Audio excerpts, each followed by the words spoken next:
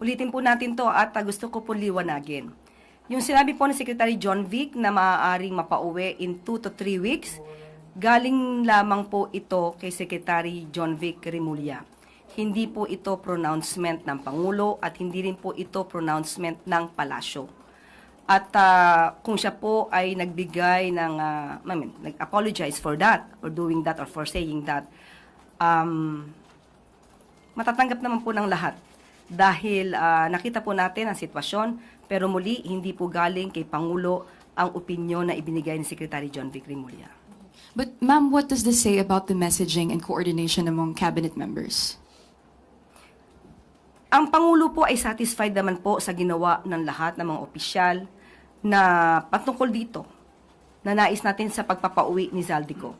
Wala po siyang sinisisi dahil lahat po talaga ay nagtrabaho na maayos.